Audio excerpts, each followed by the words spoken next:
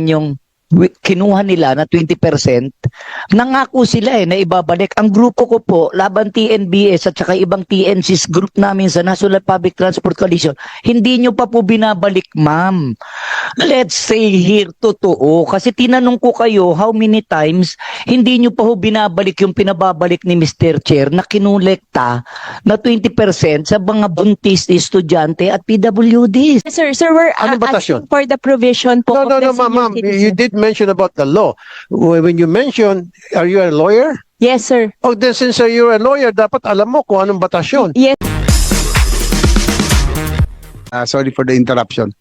Maraming salamat po, Mr. Chair. Doon sa Tama 60-40. Yes.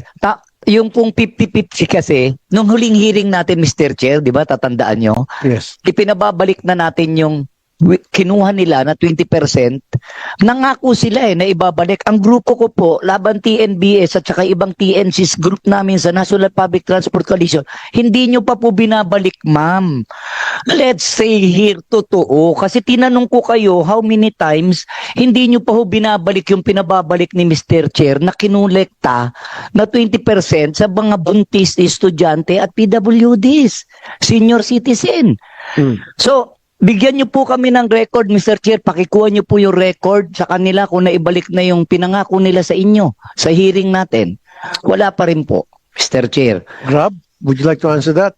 Yes, Mr. Chair, as far as I know, the dispositive portion of the LTFRB did not order any return. It was a prospective application po.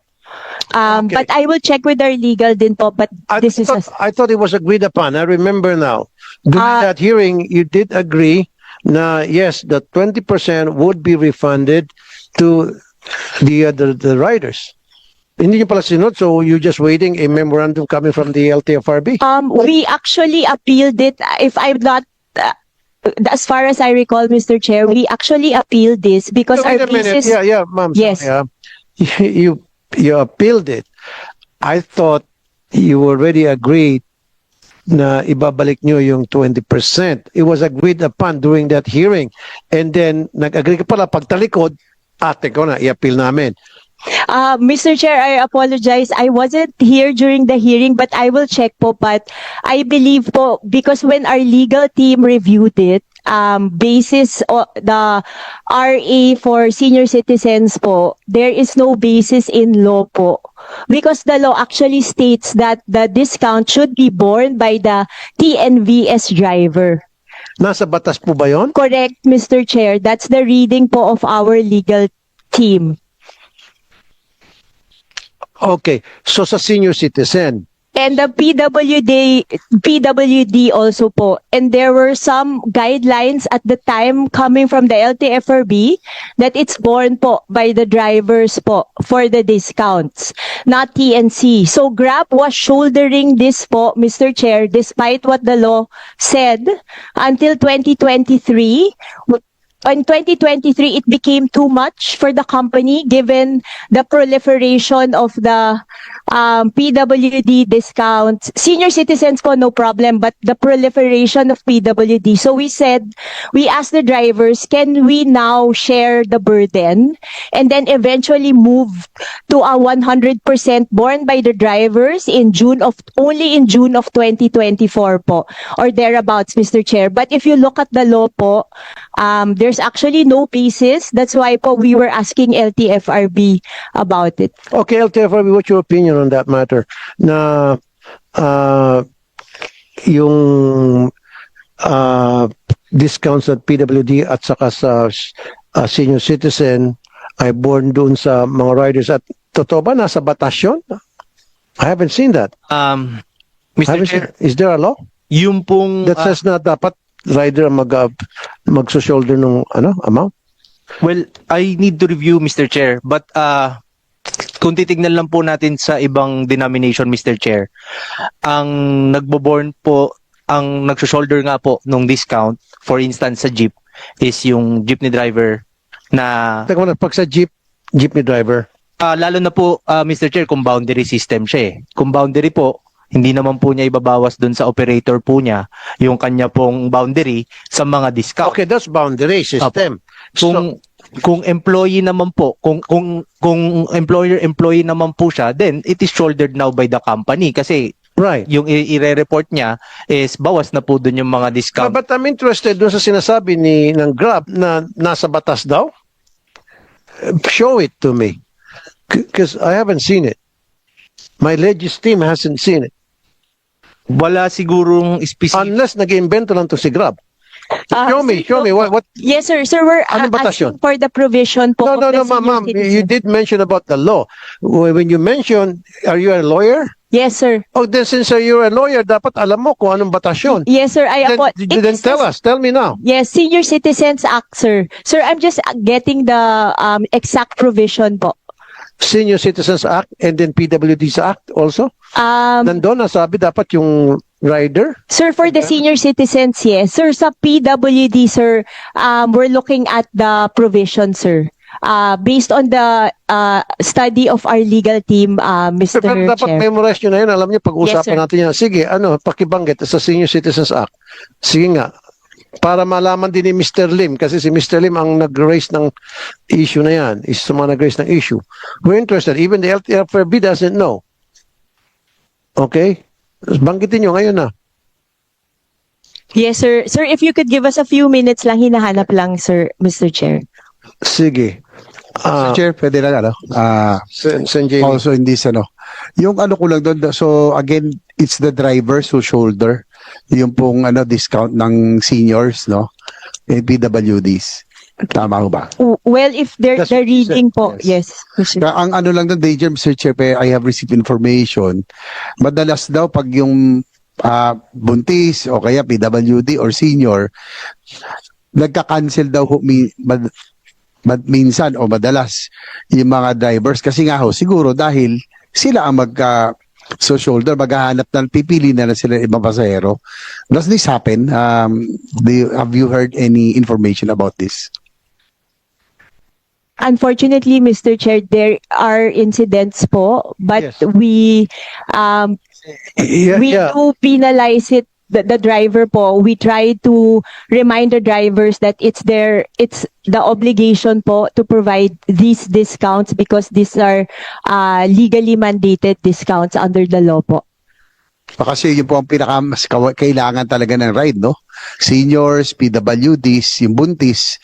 And we have received information, tsaka iba complaint din, minsan sa mga public service program na nagka-cancel pag namimili ang drivers and sana nga po ay talagang they will be penalized because I think yung giving of the franchise includes na rin, hindi lang to negosyo, kasama na rin yung public service dito, di ba?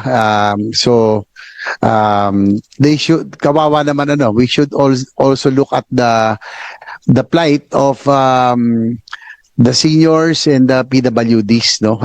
Marami kami na-receive na information and it's really good kung talagang nape-penalize you and you are briefing your drivers or riders about this issue.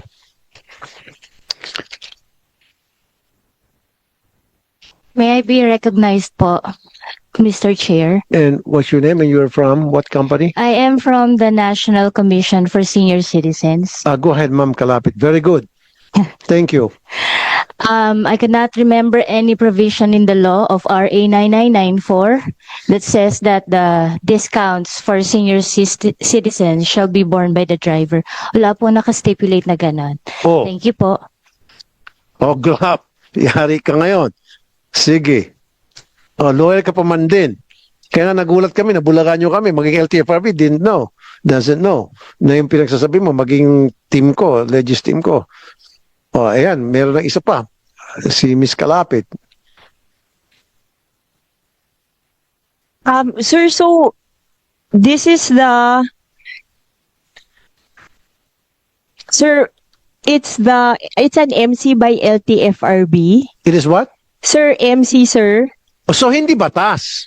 Sir, yes, sir. Sir, I Okay, apologize. sinabi mo kanina batas eh. Yes, sir. Sir, I apologize for that. So it's an MC 2018-004 of the LTFRB. The title So is... memorandum circular lang yan. Hindi Correct, batas yan na pwedeng baguhin yan. Yes, sir. Sir, I apologize. So it says 20% discount for PWDs pursuant to RA 119 Oh. 754. So, sir, it says, hence in compliance with the above cited law and consistent with Section 5K and 1 of Executive Order number 202, the board hereby directs all public utility operators and drivers to grant 20% fare discounts to persons with disabilities, PWD, who avail of their services under the following guidelines.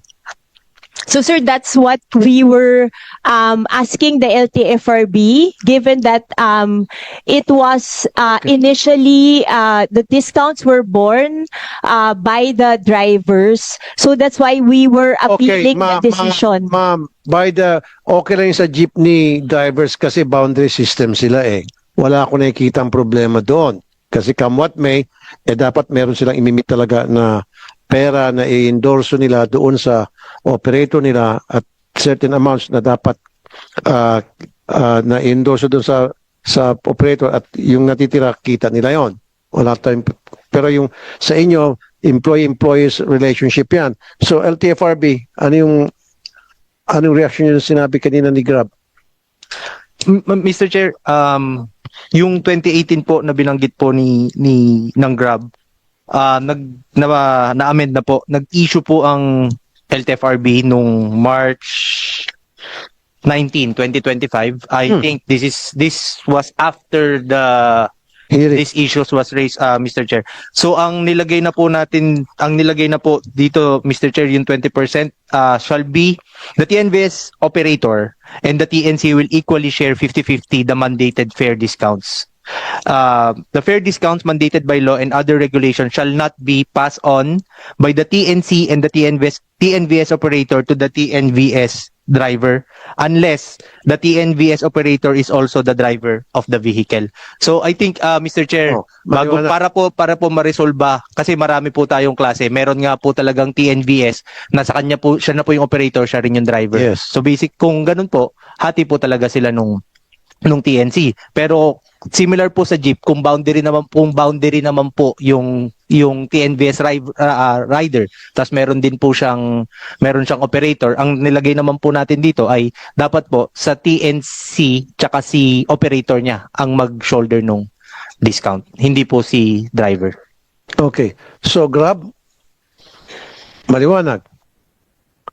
So ba't ka pa mag-apela? Nakita mo ba yung bagong MC series of 2025, March 2025, right?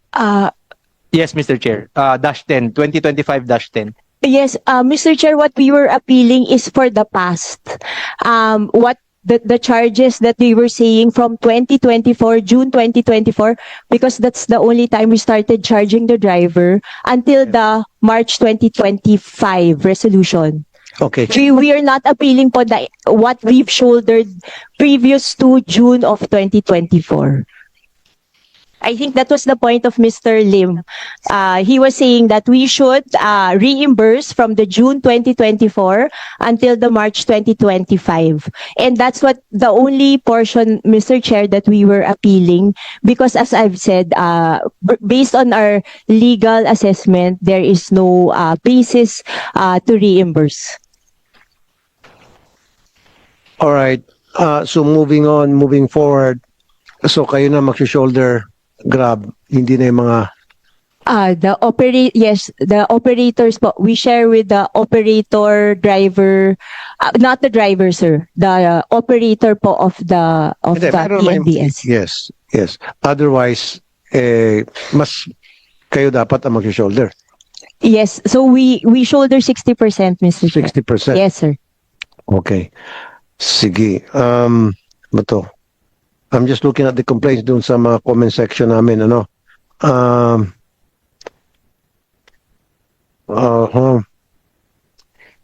Mr. Chair, isa lang po, importante po ito Go ahead, sa Mr. natin, ginagawa natin batas. Mr. Chair, hindi po ako lawyer, no? Pero pinag-aralan ko yung tungkol dito sa tungkol sa mga pamasahe as a organization. Mr. Chair, mukha po kasing may mali doon pa lang sa paglalagay ng pamasahe sa TNCs. Para pong mali, parang hindi dumadaan sa gobyerno. Mayroon po, alam po yan ni Mr. Greg Pua. Nung nag-complain ako, meron po sila dyan na letter ako na merong inano ng lawyer na supposed to be po dahil maraming apektado at maraming nagbabayad, dapat estado ang gumagawa ng pamasahe. Dito po kasi, ang gumagawa ng pamasahe sa TNCs, sila-sila, kayo. Hindi namin alam paano nyo sinabi na ito dapat ang pamasahe. So, medyo kailangan po pag-aralan dahil may alam ko po sa Supreme Court ruling Garcia case na binasa ko po yan. Kailangan po yata LTFRB ang gumawa o galing po sa gobyerno. Hindi po dapat ang gumagawa yung mga companies na TNCs para po maayos na natin itong batas na to sa pagbubuo natin ng batas tungkol rito, Mr. Chair. Pero hindi po masamantala. Kasi sila po ang nagsasabi, kaya pati yung mga SARDs natin lumaki na lumaki eh. Hindi po LTFRB ang nagsasabi niyan. Dapat po, tingin ko, dapat po estado dahil marami pong apektado. Halos daan-daang libong pasahero po. Dapat po ang estado ang gumagawa ng pamasahe o nag-aaral ng pamasahe para yun po ang ilagay nila doon sa mga pasahero natin, Mr. Chair. Okay. Hindi po ako lawyer pero alam ko, nabanggit ko po yun ng lawyer ko sa akin nung chinek namin yan eh. Maraming salamat po, Mr. Chair. Siguro, Mr. Lim, dahil sa dami mo experience, parang lawyer ka na rin. The way you speak, yeah, based on your experience, you know a lot. Kumbaga, you're street smart. Okay?